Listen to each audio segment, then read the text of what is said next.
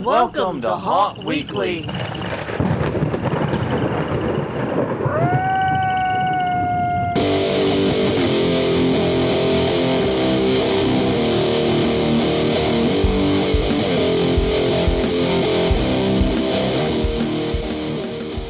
Hello, everyone. I'm Jonathan. I'm Crystal. And this is Haunt Weekly, weekly podcast for the haunted attraction haunt entertainment community. Whether you're an actor, owner, or just plain aficionado, we aim to be a podcast for you. And we return to you once again, whether you're catching us live on Facebook on Sunday, getting the recorded version Monday, or whenever you're choosing to listen to this episode. We thank you for letting us spend an hour with you. You can definitely check out more Haunt Weekly. Take your time. We're at hauntweekly.com. On Facebook, we're facebook.com/hauntweekly, twitter.com/hauntweekly, youtube.com/hauntweekly. You can also find us on Google Play, iTunes, Stitcher, wherever finer podcasts are sold. And as always, feel free to join us live, ask questions, get involved, become a part of the podcast every Friday at 8 p.m. Central, 9 p.m. Eastern, at facebook.com/hauntweekly as we do these episodes live. Well, on that note, we have a special guest with us. Well, first things first, I got to take care of one thing, and that is if you can hear a dull roar in the background. I'm going to do my best to edit it out, but I'm pretty sure I'm going to fail. It's just New Orleans drowning. Don't worry about it. There's nothing strange to us. We literally, like, the window we have for the podcast is like the heaviest rain we have seen in quite some time, and we have a tin roof. So do the math. So please, don't adjust your speakers. Don't blame your audio equipment or ours. But on that note, we do get to welcome a very, very amazing person with a lot of great information to talk about. I'm very happy to be introducing Alex Berland from Conjured Media. Alex, are you there? How's it going? I'm here. Thanks for having me, guys. Yes, indeed. Very excited to have you. You have been a busy, busy little beaver. You have been very busy. Yes. So, for those that don't know, Conjured Media is a haunted attraction marketing company. We'll say that for now. I'll let you do the full pitch in a minute. And you guys have been working, I would say, to change a lot of things about haunt marketing for the better. So why don't you give us a quick overview about what Conjured Media is, and then we'll jump into the topic. Yeah, so just to kind of give you the overview. So first, I'm Alex Berland. I am the CEO/CMO. So I basically handle kind of running the business and also the marketing side of things. My business partner, Nick, is the creative director, and he handles more of the creative aspect of things. But we're Conjured Media. We're a full-service marketing and creative agency that specializes in haunted attractions. So we handle everything from your videos to your digital ads to your website and more. Full package, everything. So I think one of the things that makes us stand out from others in the industry is just kind of our process that we've really perfected over the past 4 years of working with haunts, which is basically to use engaging stories to capture the attention of your audience and kind of stop the scroll and get them engaged, and then using powerful data insights to then convert them into sales and buying tickets at your haunt. And I think really kind of through this process, our bread and butter is really we just increase your profits and increase the value of your existing guests, getting them to spend more, getting them to come back each year. And then not just bringing new people to your haunt, but getting the right people to your haunt, people who are going to be excited about that experience, who are then going to tell their friends, and just keep building your business year after year. That's what we do. Okay. Yeah. So what we're talking about today is basically we got a series of actually marketing related topics that are pretty interesting here. But the first one, and this was your proposal, by the way, Alex, so I'm very excited to hear your thoughts on this, was the idea of storytelling through a business lens, viewing the financial benefits, if you will, of having a good haunt story. Would you like to go into that? Yes, sure. So I think just kind of like a good place to start and to kind of keep like a context and like a grounding. And one of the things you guys talk a lot about on this show, I've heard you guys talk about it, is just the concept of like when you think of a haunted attraction, and you think of the people who own haunted attractions and the kind of the spectrum, right? We have people who are very business oriented. This is where they make their money. This is, everything is the line item and make as much as possible. And then you have the people that it's just a complete passion for them. If they can make the spookiest, craziest, scariest haunted attraction that is as amazing as it possibly can, and everything else falls by the wayside, right? And then obviously everyone falls in between. And I guess kind of like my pitch today is just kind of like no matter where you fall on that spectrum, even if you're more on the passion side, still keeping that businessy element in your mind and kind of thinking like the power of what running your haunt like a business and through that business lens can ultimately do for you and help make your creative side even better, right? Yeah. Um, And yeah, we've been big proponents of treating a haunted attraction like a business.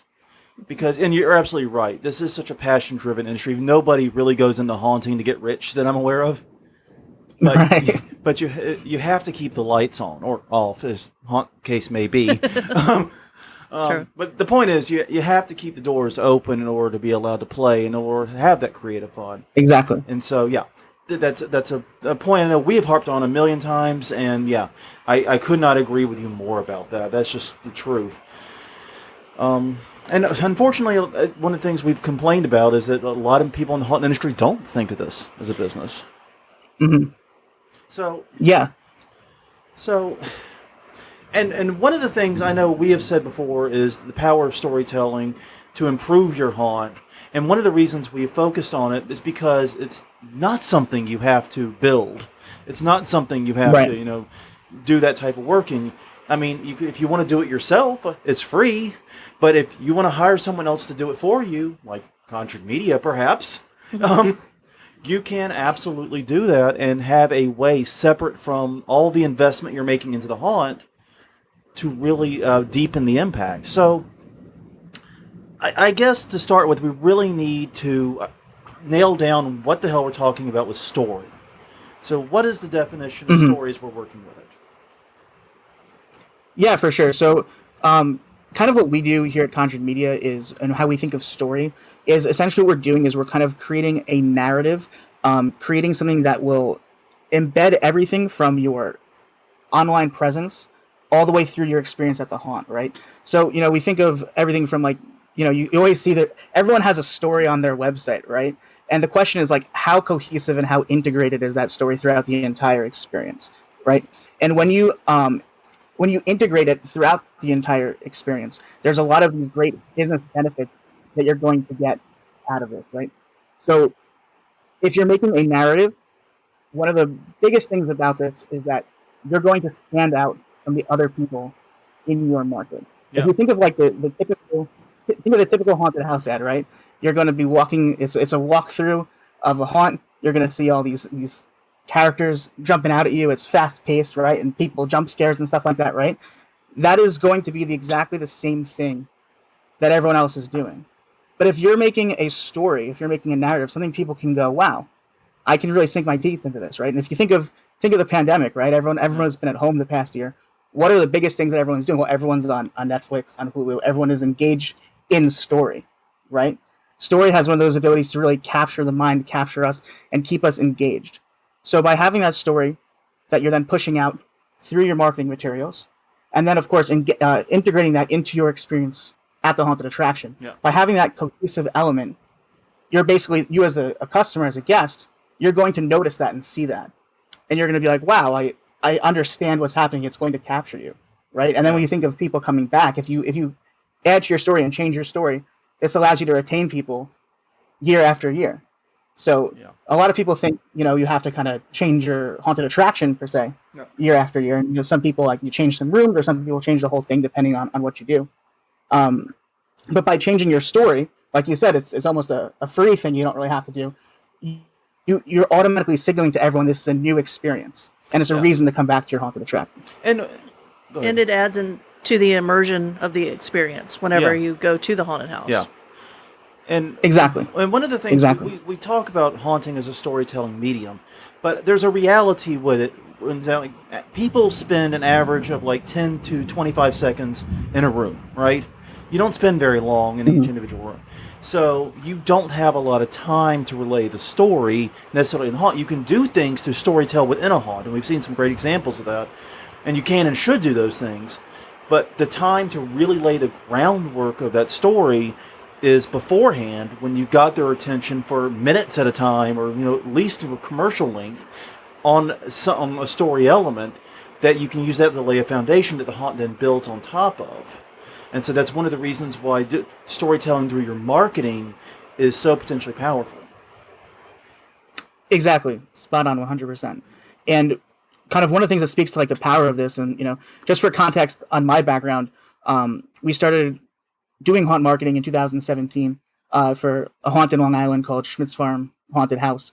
And during that time, I was actually the front of house manager for 2 years. So I got to really be immersed in the world of haunts and really got to see how the business operates, see how haunts are built, and really get that extra understanding that I feel a lot of other people and who just do marketing don't necessarily get.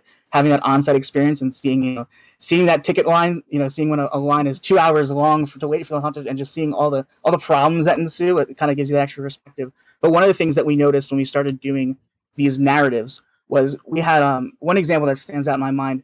There was like a 5-year-old kid who was the first in line waiting for the doors to open, and I remember walking up to him, and he was like, "Is Sophia going to be there?" And Sophia was one of the characters that we had running in our ads on our website. She was kind of the creation of her dad, who was this crazy plastic surgeon who like made her face this like mangled thing, and she kills a girl with a weed whacker. But like you would never think that someone would stop, watch a Facebook ad, watch a video on your website, and then come down specifically to experience that. But here I am standing there like a 5-year-old kid who was asking for this character, right?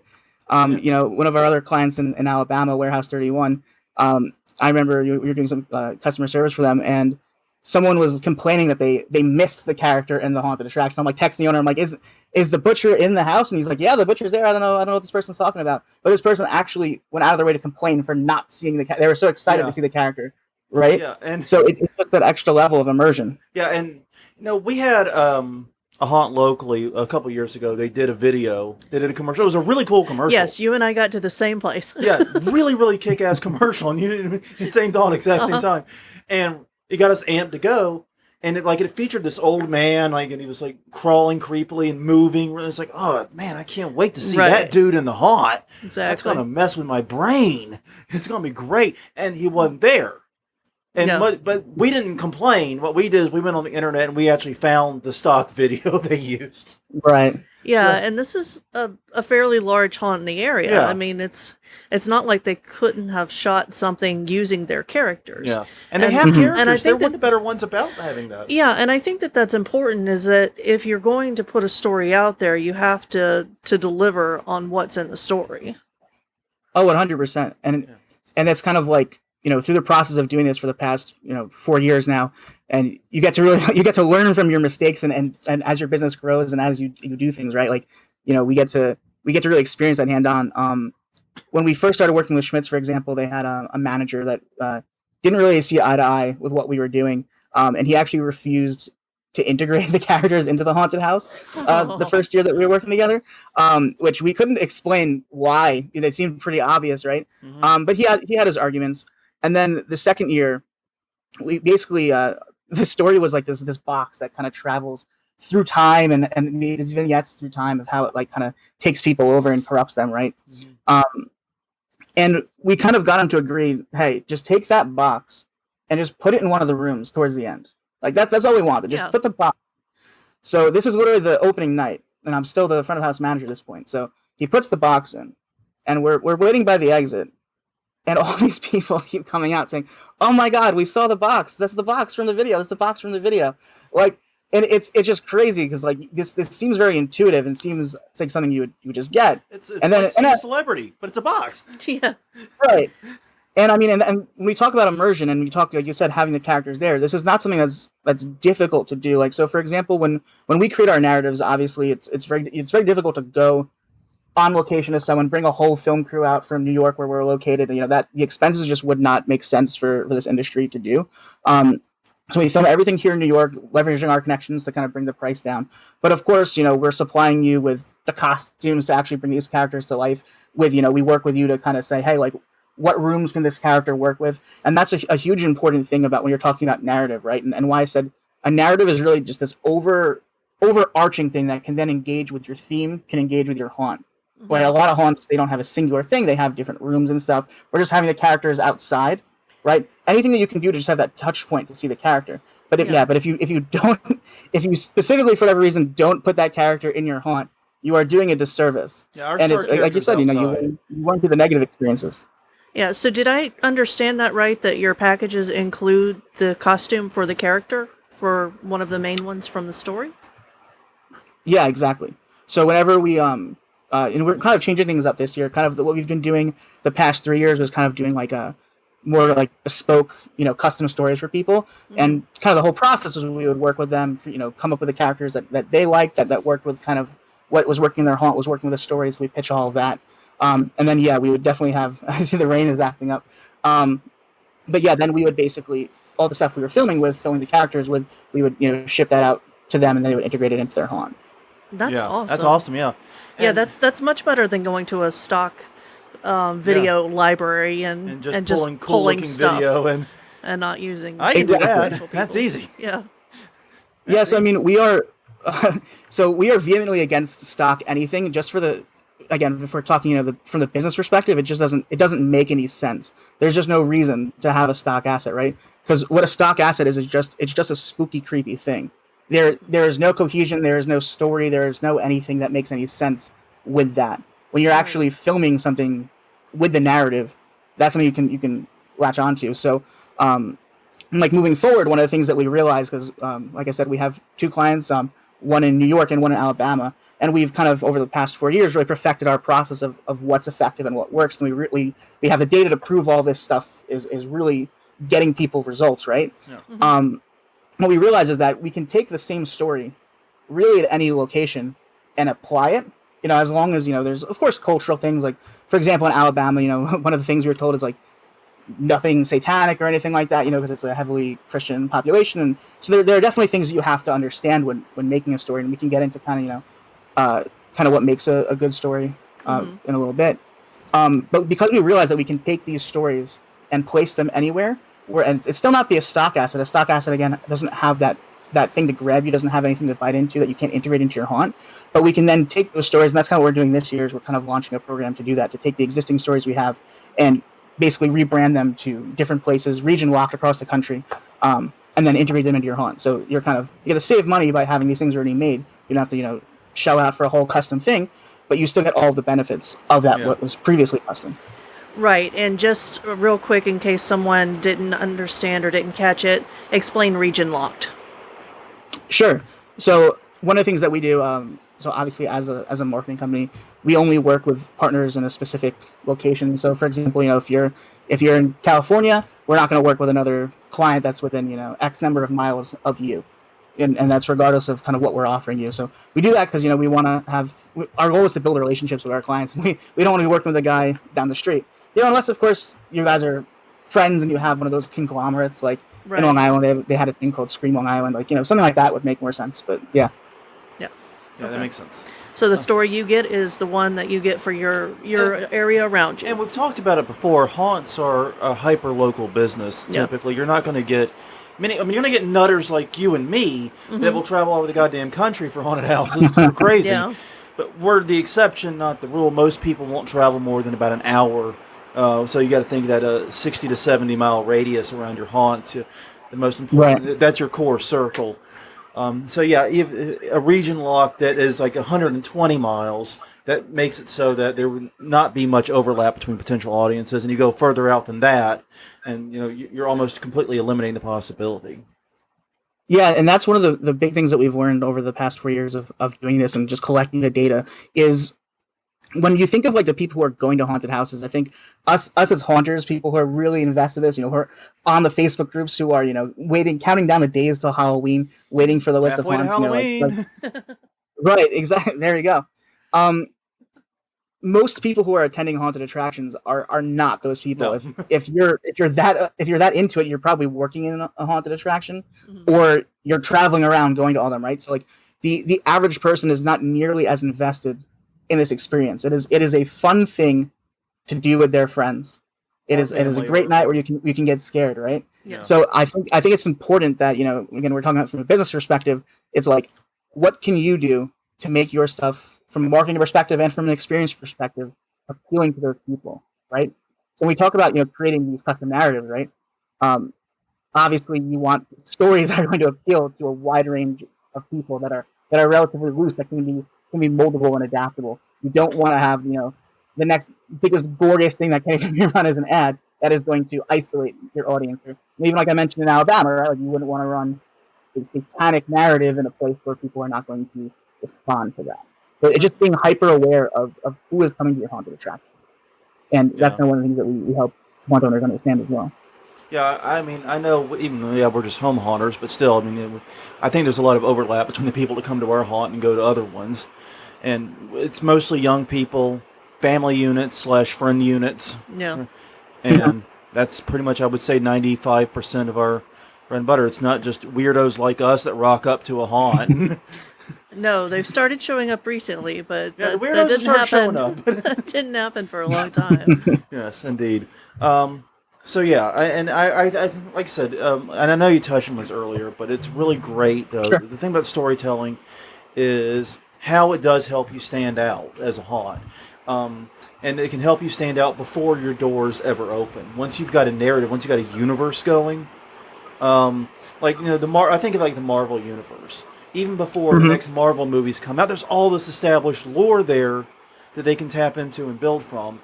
That's kind of what this is, and it gives you so much more depth because all haunts, when the haunts haven't opened, they're all the same. They're all exactly the same quality. You know what I mean?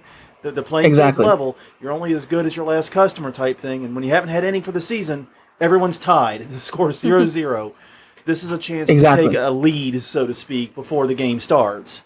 And I think you made an excellent point about customer retention being really important because people get invested in stories. People invest in stories more than they invest in brands. Yeah, it's really so true. And again, like none of this is really like revolutionary per se. This is all just like you mentioned the Marvel universe, right? Like think of how passionate people are about Marvel. It's like, well, these are stories that have existed, for decades now. But even besides that, just like having these characters that you can really invest in and attach to, and that's what draws people in. And again, it's important to understand the average person. So like when we go through the comments on our ads that we're running with these videos with the different characters and stuff like that, right? You see people go like, oh my God, wow, I'm so excited to meet this character. I can't wait to be engaged. Then you have half the people who are like, is this a movie? Like, what is this? Like, I don't understand, right? And of course, at face value, it goes, well, that's not effective. They should know they're going to a haunt, right? But think of just the fact that they asked that question.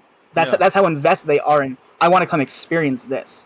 And that's what really separates through our process of making narratives versus just spooky stuff. Because people that are average people, right? Like, so according to our data, like in Alabama, we've collected a lot of stuff. There's like roughly 60% of people that came through last season had been there before at some point in time, right? Mm-hmm. So obviously that's very good customer retention.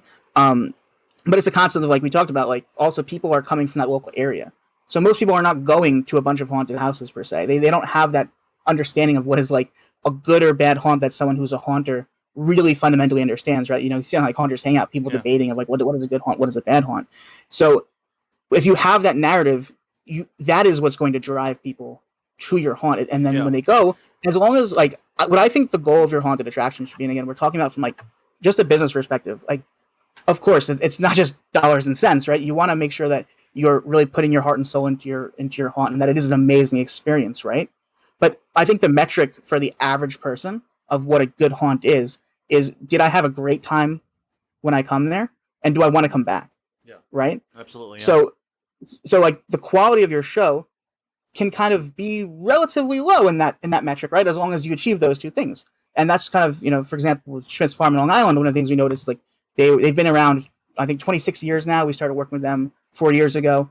And now they've really stepped up their game, because of how good their show has been doing, and because of how many people we brought through the door. They just invested a crazy amount in new props and rooms and stuff. But before it was like, just kind of an average haunted attraction that, these are farmers who put it on, and the people who worked in it were very passionate. But the goal wasn't really to make, the best possible thing. It was just to have a cool attraction, and that they were still outperforming most of their haunted attractions in the country, right? So I think that's like a really interesting thing, just to like focus on what your customer understands and knows. Yeah. And if you can focus on those narratives to bring them in, it allows you also to pick up a lot of the slack in other areas as well. Yeah, and that's a good point. I mean, that's something that I know we don't talk enough about. Like the quote unquote quality of a haunt isn't really measured by how good your props are, how amazing your lighting is, how great the actors are even. It's measured in, did people have fun? It's measured in smiles on faces and butts at the ticket booth. You know, those are the two things. Right. You measure it in. Yeah, feet in line. Feet in line, whatever. I was trying to find And a I way mean to make that- butts in seats, but we don't I have know. seats. And like, and this is like a debate I had with that former manager, and luckily they have new managers now who are like just really great guys who are taking Schmitz to like a whole new level. I'm super excited for their show this upcoming year. But I remember we had like this whole like 2-hour meeting, right, where it's just kind of like we were talking about room design and stuff, and this is just stuff I've picked up just being in the haunt for 2 years, right? It's just like if you can have an immersive set in your haunt, it's not that like we had a debate where I said, well, on the walls instead of being black plywood walls, why don't we put some stuff up? Like we looked at like Headless Horseman, for example, was a great well-known haunted, probably Right. the number one haunted attraction at this point, right? When you go in there, there's like newspaper clippings on the wall in one of the rooms where it's like the serial killer compiled all of his like hit lists and everything like that. And when we had this conversation, he was like, well, no one's going to stop and read the newspaper. And I'm like, well, yeah, of course no one's going to read it, but you might glance it, you might see a word here and there, and it creates the immersive experience, right? So it's like you don't need to go 100% all out where you have to have 100% immersion, but you want to have enough immersion. So like when you're thinking of like where you're going to resource your time, it's like anything. Like when I'm working on a creative project, right? It's like I can work on that project for weeks and tweak every little thing, but there's diminishing returns at some point. So I think with haunt owners and with people who build haunted attractions, right? It's like you're working till that final day. So right before you open, everyone is working to make it perfect, right? Yeah. So yeah, I think it's just kind of like up to open, no past understanding your opening audience. day. But yeah. Yeah, Okay. no, I completely agree with that because I do a lot of the detail work in the haunt, and there is definitely a point where I say, okay, it's not where I originally envisioned it. It's not to that level, but it's good enough. And then when you get the stage lighting and all that, it's going to be fine. And you have to ask yourself the ultimate question, which is something we've got to get better about ourselves: is this effort going to make the haunt more fun? Yeah, and we do have a few customers every year who look at the details, and Yeah, when we go to really- haunts, we look at the details. Like if I go We're to freaks. a haunt, if I go to a haunt and see a lot of black walls, I'm not going to be that impressed. So I'm glad that you course. changed their mind on that. But I'm actually looking at the bar that we built for the room that we're sitting in, and it's covered in law book pages from a law book, and it makes me laugh. So real fast. So we're about halfway in. I want to know more about your process for creating these stories. I want to talk about how you do it, so to speak. Yeah, for sure. So, So I'll just jump into it. jump into it, man. So basically, kind of what we do is we kind of take essentially like pretty much like a month and a half of pre-production time. This is essentially where it's we're working with a client. My business partner is the one who's creating all of the stories, doing all of that. And we kind of pitch it back and forth. And there's kind of like from when we're looking at like my job is really to evaluate kind of like the business worthiness of this story, right? So the first thing that we really look at is kind of like, is this just a good story? And that's obviously that's the creative side. That's there's no quantifiable measure of what a good story is. But does it have elements that are engaging, that are clear, concise, and you can like understand what is happening in the story?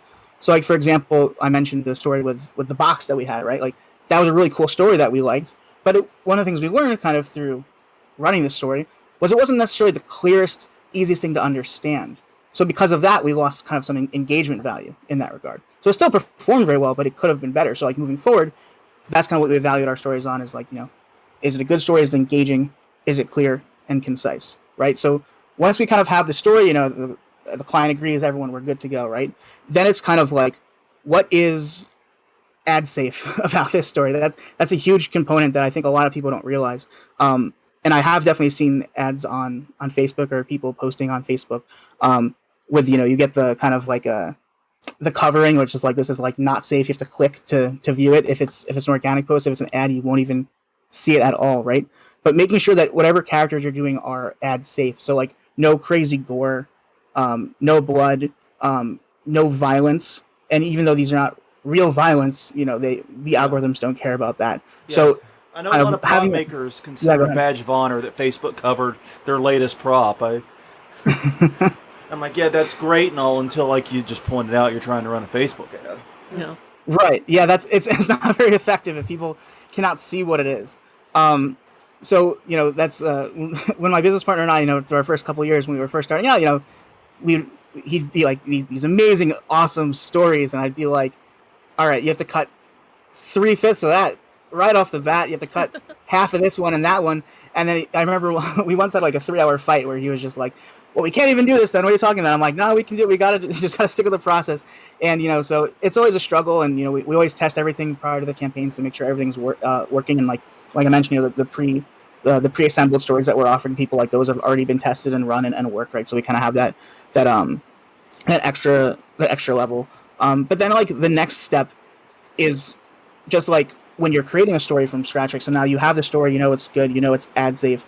The final tweak is just really kind of being like, just thinking of like I mentioned, is knowing the audience and the people around you, right? So it's just, again, like those little things like in Alabama of, not having satanic stuff, just knowing things that, when you think of like, the culture is changing nowadays, there are certain things that might not be PC nowadays that, a couple years ago might have been acceptable, right? It's just kind of knowing those things.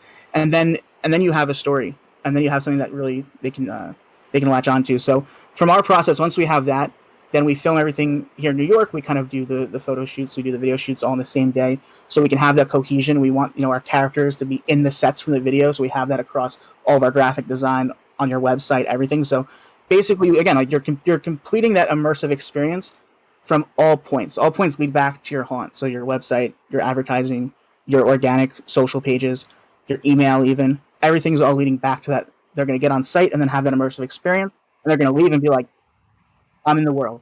I can't wait to experience this stuff again. And if you have any other like process questions, happy to dive in. I don't know if that was specific enough to your question. Yeah. No, that's a really good answer, and it's fascinating because, I think you're absolutely right about one of the challenges. Everyone complains that, especially when you factor in like Facebook rules and so forth and guidelines, everyone complains that, oh, we can't do or say anything, we can't have any fun. Like, yeah, you can. You just have to be creative and use your imagination. You just have to think about it. You can't take the easy route. You gotta, and that's one of the things a lot of people, and I always kind of, because like for us, our lead character is Bernie Baxter. He is a carny from around, the 1870s who is back and is bringing villains from New Orleans history. And New Orleans history is such a great thing to pull from for storytelling, because if you spend 5 minutes reading it, you will not be want for haunt ideas for the rest of your life. Just go on a ghost tour, go on, any New Orleans history tour. You'll have a million haunt ideas before 15 minutes in. And we do that, and basically though, we have this creepy carny character, and we focus on him and him telling the stories and him, sort of conveying it, because, yeah, that's something we can do very safely, very cheaply, and very easily. But it engages, like I said, you get that face out there, you get that character, and it makes it so that you really have this very marketable thing to put out there that is completely safe for Facebook, Twitter, Instagram, YouTube, Mashable. I don't know where the hell kids play.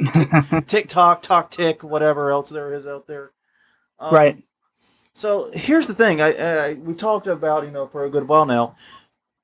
One of the reasons why we're doing this, Chad, is because you are starting a pair of new offerings coming up. And I want to spend a few minutes on that. And then I want to get into some more general marketing stuff, and we'll wrap up from there. So real quick, talk about, because you've laid the groundwork now. What are you doing? How are you fixing these problems? Yeah, for sure.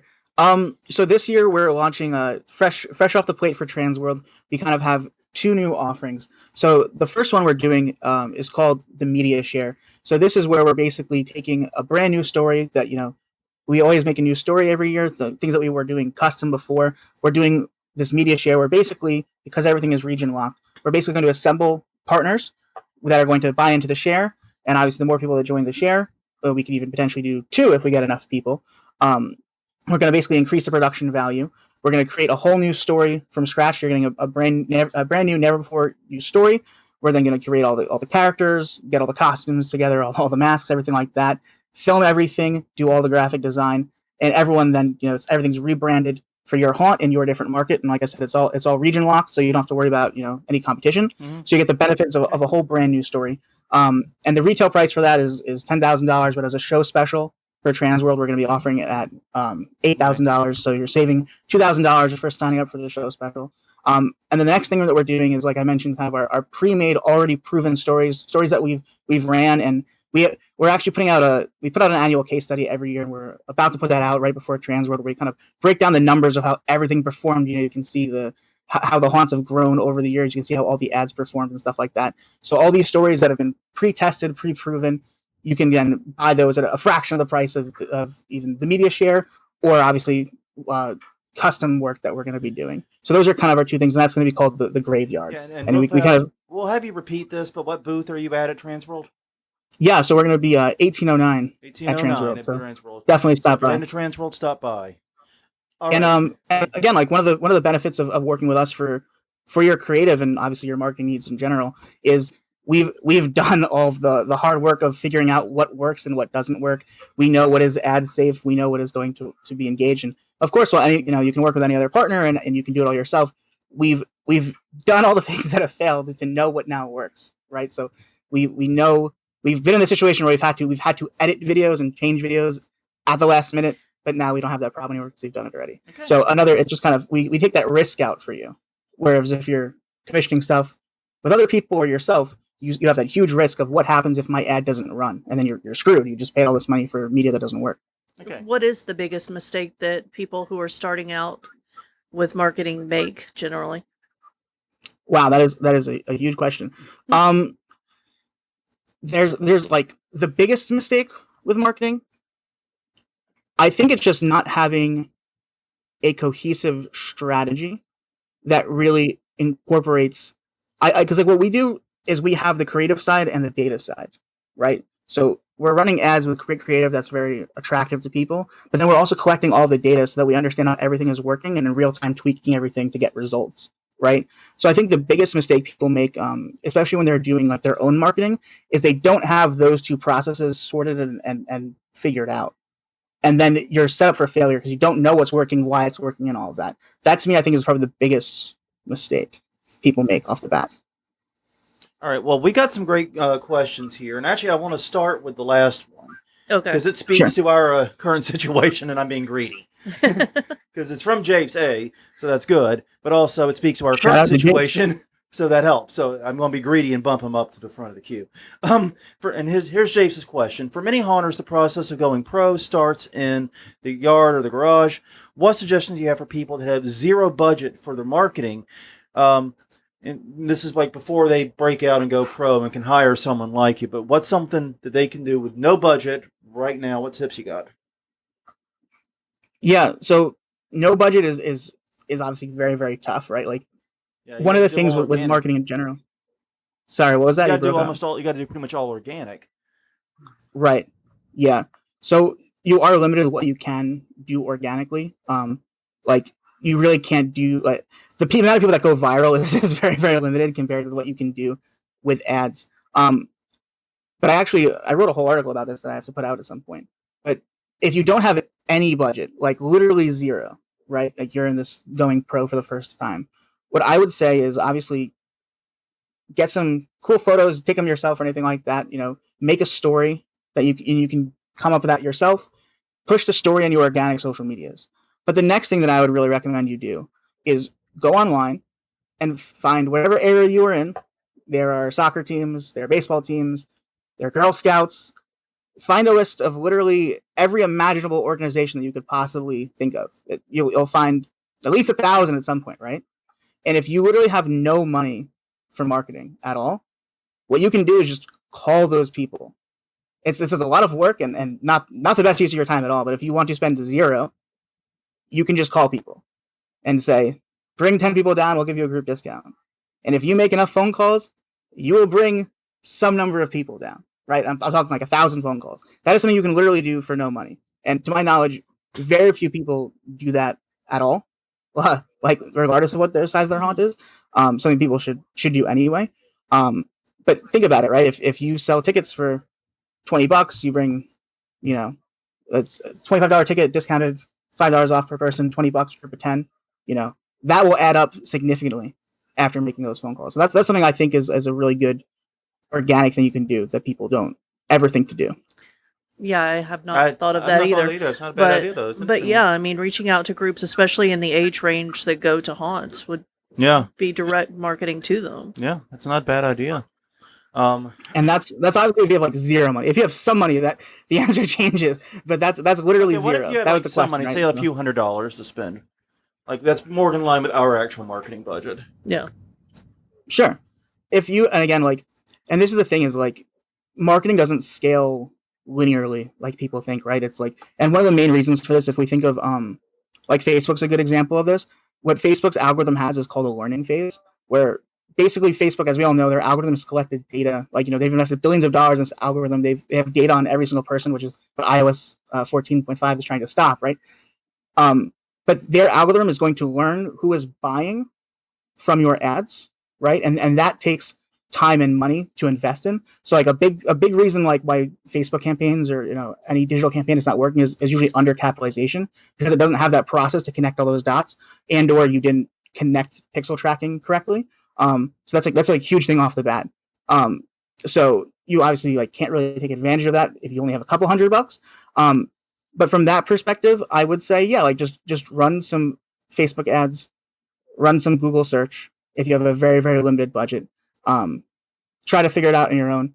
But again, it's not ideal. What I think, if you're in the situation where not necessarily like a home haunter, but you are a pro haunt and you think you have like a limited marketing budget, this goes back to kind of the business perspective I was talking to. And when I was saying like talking about the details of every single thing, and invest, where do you invest your time as a haunt owner or your team, right? I look at it as like, you're going to go to Transworld, you're going to buy, you're like, cool, we're going to either refresh our haunt, or we're going to build these 2-3 rooms and it's going to be amazing, it's going to bring people down, right? The reality is that the ROI through marketing is so much better than the ROI probably on a per room basis of the haunt, and that's the return on investment, right? Yeah. And this is kind of what we learned through our data. So if you're looking for where you can find budget, right? If you scale back those plans a little bit, say, cool, hey, instead of doing those 3 rooms, let's do 1 room really, really well. Well, that now clears up all the budget from those rooms that you can invest into marketing, right? So, one of the things that we've seen through our ads, right, is if you're getting like a 4x return on Facebook, well, if you're putting in more budget into Facebook, that budget times 4, you just made all those new ticket sales, right? So, and we think of it, for example, like Schmidt's Farm, right? After years and years of growth, so like the first year they grew 50%, then a 16% increase in revenue, and then they grew a 6% above that. This is pre-pandemic. Now they're at Transworld, they're buying tons of stuff and refreshing their home because now they have the capital to do it. So that's kind of how I think you find some budget. Okay. And that, does that answer your question a little bit? Yeah. Okay, next question.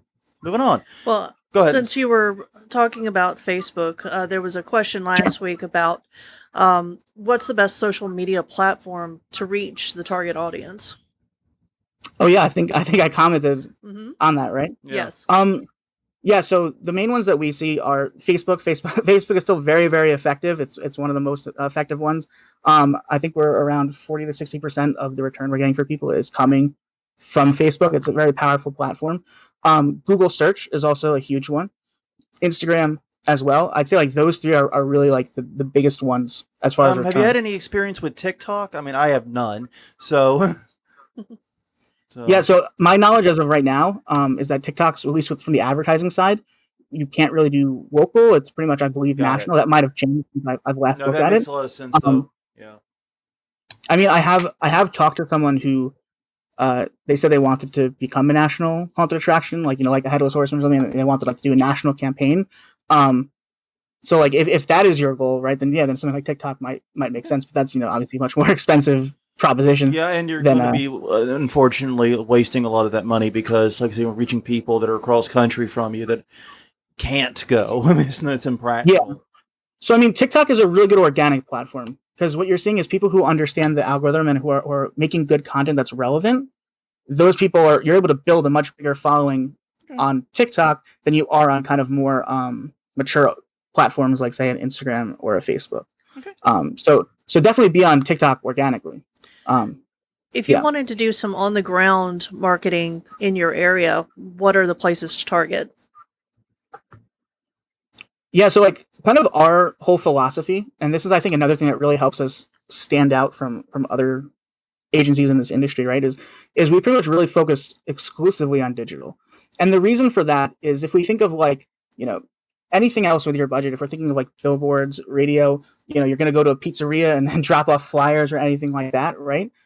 You're able to generate from like an organic, not organic, but like a source like that. First of all, you cannot track really the results of what that is doing for you. So right now you're already at a huge advantage. You have no idea if that thing is working for you. And that's kind of like the core thing is to understand where your money is going, how it's working and why it's working. Um, and secondly, it's also the reach, right? So if you think of like a billboard, right, you're limited by the people who can drive by that billboard. And that might be a lot of people, but on a digital platform, I can target just more people overall. And plus, everyone has a phone in their pocket. It's not guaranteed you're driving past this billboard or you're in that pizzeria to pick up flyers, right? So our whole philosophy is we think it's just a better return on your investment at the end of the day, just to do purely digital. And also all the data you're getting from that, like I can retarget you, I can do all of these things. I can put you in my database, I can get your email, your phone number, and all these things that bring you back for free next time. All these powerful things you cannot do through other means. That being said, if you're thinking of like like a local thing like sponsorships, that kind of like more in line with like the question. It's just thinking in general. Yeah. Okay. Okay. This ties into the next question, actually, which is from Sam Farrell. Okay. He was asking about, and I may be the one to take this one. This is more my background since you do so much digital. But he said for physical ads, billboard, flyer, newspaper, etc., is it better to put much important info, date, time, price, etc., or present a great logo and a website where they can get the information? And so he's basically asking, with a piece of physical media or physical ad, do you put all the information there, or do you just direct them to a website? And like I said, I'll take a shot at this one. Yeah, sure. Because with a billboard, you have 5 words. God damn it, use them wisely. Right. You have you can't put all that information. Yeah, and don't put a phone number on a billboard. Nobody writes down phone numbers if your number isn't like a word, like 1-800 whatever, 1-800 Haunter or something like that. Don't bother. No, don't bother. Well, this is so for like a billboard, right? Yeah. And I'm thinking more of like signage in general. Yeah. Because being a marketing person and like just I'm always trying to like test things out and see when just drive past any signage like anywhere, right? And just ask yourself like what am I noticing and not noticing, right? Yeah. And this is like a huge thing with haunt logos, right? And even like metal logos and stuff. Like people come up with these like incredibly complex logos that you just like cannot read or understand what it is. Yeah. So you're not making your cool logo is not making brand recognition. It's just unrecognizable, right? So if we're thinking of like something like a billboard, for example, like I would either have a simple logo on it or literally just like haunted house and the name of your haunted house, like in clear block letters, even just so people can see it clearly and understand what it is. I would keep it minimal on a flyer, like, and again, it depends. Newspaper is a little different. Like if someone is going to be like interacting and holding this thing, sure, you can have more information on it so people know where to find you. Because you're going to spend time with a flyer. You're not going to spend time with a billboard. You're by it at 70 miles an hour. You don't have time. But with a flyer, put all that information on there. Absolutely, put QR codes too. Do both. Direct them to a website, but also put the information there. That way, it can be 2 points of contact, 2 points of communication with one flyer. Exactly. You get a chance to get them both physically with the flyer and digitally with the same information. That's 2 points of contact, increases the chance it'll be remembered. Yeah, and I know that at the costume shops, people look for the flyers. Yeah. So they know that costume shops are going to have flyers. If they're looking to go to a haunted house, they'll look to see if there's a flyer there. The one physical place you definitely want to be is the Spirit costume shops and other big costume stores in your area. You definitely want to have a presence there. Yeah, I know it. Like you said, it's not trackable. There's all kinds of problems with it, but that is where people get their Halloween information, and it's the truth. Okay. Yeah. So well, just to hit on that real quick, right? Yeah. We put the address and all of that in all of our digital ads anyway. Just so if you're stopping to scroll, you'll understand like where this place is, and it might be a different haunt than you've been to or think. Because most people see haunted house and they have something in mind. They don't necessarily know your haunt per se, like just the average cold person. And I'm definitely not opposed to if you want to put flyers in the costume shop, that might be effective, and that's totally fine. It's just a question of what is the better use of your dollar at the end of the day. Is really I'm a what data I speak junkie to myself, so I understand your concerns with that. But if you're going to do anything physical, flyers at costume shops is one. Got to be one of your Yeah, for lead-offs. sure. Go for Yeah. it. Next question, Crystal. All right. How do you get a media sponsor, and what can it mean? And No, also, how that's do a, you that find was an influencer? yeah. What is a media Yeah, sponsor? this Like, is from what do you Jessica mean? Woodward. I'm not 100% sure what it means in this context. Mhm. I know one haunt locally, one haunt we worked at actually, did a partnership with the local NBC affiliate. Okay. What they did is they installed a scare cam in the haunt, and the Mm-hmm. NBC affiliate got the footage for that and was airing, during breaks and stuff. And that was just it. It was a partnership where they got to do this fun little thing during the news ad breaks during the news, and they got their logo and key pertinent info on screen during it. And it was just a cool Mm-hmm. little thing that they split. And it ended up not costing them. I don't remember if they paid for it or not. Actually, I can't remember. I'd have to ask. Yeah. But if they I did, mean, they didn't pay that's much. more up your I know they with the didn't pay PR, much right? That's because more up your Yeah. line. yeah.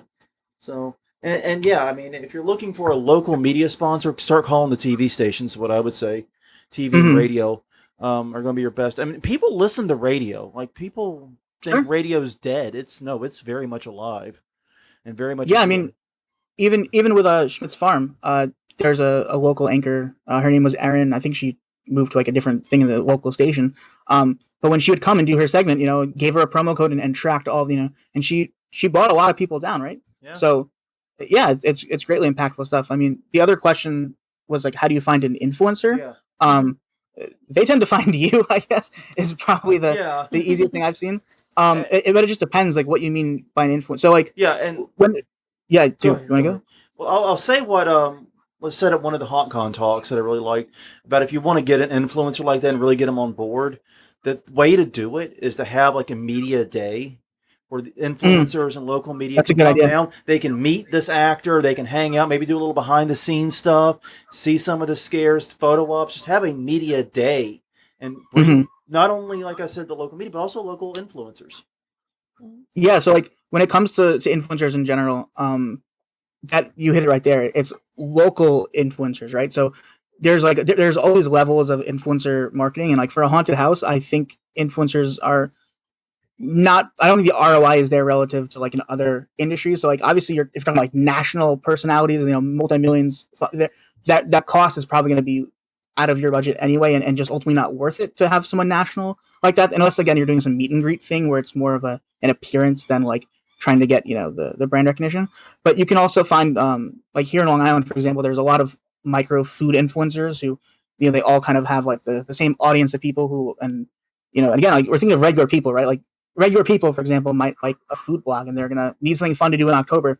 So you can just find local people in your area and just like you said, a media day is a really good idea. Invite them down. Every Or town just has their local celebrities. yeah, for sure.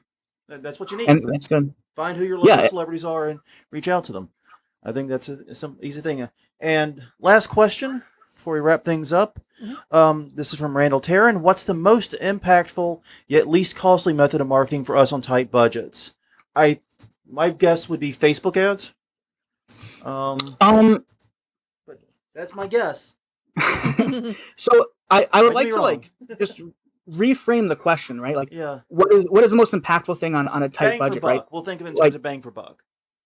so like but it's like just the concept of like when you think of marketing, like marketing shouldn't be an afterthought. It shouldn't be great. We've invested in the haunt. We've invested in the actors. We have the management team. We have all these things, and oh shit, now we have to market at the last hour, right? Like marketing is what brings people to your attraction. What allows your attraction to grow each and every year. Like that's how you're getting new people. That's how you're retaining your current people. This is how you make the money to fund everything, right? So just from a philosophy perspective, like your marketing is super important to your business at the end of the day, right? Yeah. So, a lot of people always approach is like, well, what, how can I spend the less and get more, right? And it's actually really counterintuitive with marketing. It's like if you're working with the right marketing partner, it's the more you spend, the more you make.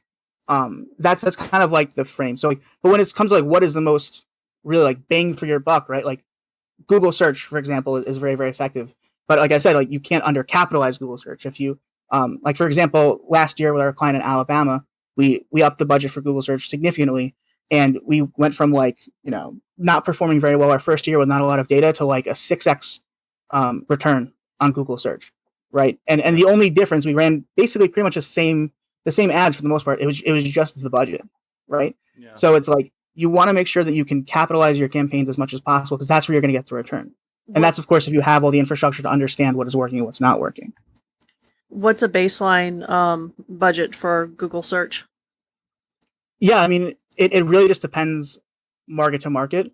I would say like I can't like give like a number. It really just, there's so many factors that depend on like the size of your haunt, what you're looking New York to do. is going to be tighter than rural Mississippi, for example, Right. more competitive, and that's really the issue. Is Google search, the pricing is determined by competitiveness. If Right. you are in a competitive location and a competitive search term, it's going to get real pricey real fast. Where if you're not in a competitive region, especially if you're doing geographic targeting, that price will sink like a stone, and you're doing pennies per click. Right. And I mean, with advertising in general, digitally, my client in Alabama, Jason, we were talking to him. He was doing a testimonial for us. So we had this long conversation that we kind of clipped up. And one of the things he mentioned was kind of like, before working with us, he worked with a lot of people in his local Birmingham market that great agencies, they got great results, but they just couldn't get results for him. And the reason what like he kind of attributed to that was like they just didn't understand not just the haunt space, but like the event marketing. And when you think of a haunt, right, you really have that 4 to 8 week period to market your haunt, and that's it. And when you think of digital platforms, like they're not designed for seasonal businesses; they're designed for people who are advertising all year, right? And doing that. So you really have to understand how you're working in these short time frames to make it work in the first place. Okay. So to answer your question with budget, like I can't talk on like a really per channel basis, but kind of we have 2 packages that we work with. So the first marketing package we have, it's called the foundation package, and what that is that's for people with smaller budgets who kind of want to build up their tracking infrastructure, build up their leads list, their emails, build that database where everything is connected, right? So we can start getting that data. Because data in year 2 and 3, that's where you're seeing all the growth from that information. We kind of have those packages kind of starting around like the 15 grand mark is really where we're getting that. And of course, we're running ads and you're still growing, but the focus is on how can we collect that data, right? And then we have our growth packages, which these are the people, like Schmitz and Warehouse that really want to grow. And that we kind of put roughly around the like 35, 40 grand starting price for these are of course full service, all included packages. Just so people can kind of think of like where your numbers are. And of course, everything can change depending on, who you are and all that stuff. But we put that roughly in the starting price range. And, we've worked on projects, as much as 100 grand overall, right? And it just depends your goals and what you're looking to do. But I think that allows people to get a good range of what they're looking at. Well, we are pretty much out of time. Yeah. So, awesome. Alex, real fast, just tell the nice folks where they can find you, both online and at Transworld. Yeah, for sure. So we're Conjured Media. Our website is conjured.media, not .com, .media. We're going to have our brand new site out hopefully by tomorrow, maybe the next day.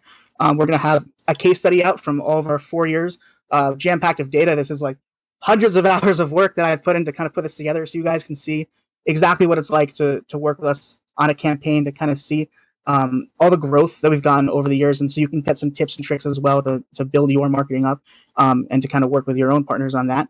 That's going to be out right before Transworld. You can find us on Facebook and Instagram at Conjured Media and booth 1809 at Transworld. And, anyone at any time, feel free. You can email me, alex@conjured.media. I'm happy to answer any marketing questions you have. I'm a nerd for this stuff. I love to talk about it. So any way I can help and add value, I'm happy to do so. Or come see me at the show. And everyone, Alex will be doing the show largely by himself. So yes. If you are willing to watch his booth for a few minutes and let the poor guy pee, please swing by booth 1809 and let him know. Yeah, I'll trade you free marketing advice for bathroom bricks. That sounds fair, right? That's fair. So yes, please lend a hand to poor Alex. He's really going to be overworked and dead tired and could use our help. On that note, everyone, thank you very much for joining us and spending the past hour with us. We greatly appreciate your time. This is Haunt Weekly. You can find more of us at hauntweekly.com, Haunt Weekly on Twitter, Haunt Weekly on Facebook, youtube.com/hauntweekly is our YouTube channel. Every episode in history is available there. It's an easy way, really, really easy way to listen to whatever episode stokes your boat, or floats your boat, or stokes your fire, or whatever the expression is. I totally screwed that up. Yeah. And also, definitely, you can find us on Google Play, iTunes, and Stitcher, wherever podcasts are sold. And catch us Sundays at 8 p.m. I screwed that up in the intro. Great job, Jonathan. We're Sundays at 8 p.m. Central, 9 p.m. Eastern for the live at facebook.com/hauntmovie. Until next time, I'm Jonathan. I'm Crystal. And we will see you all next week.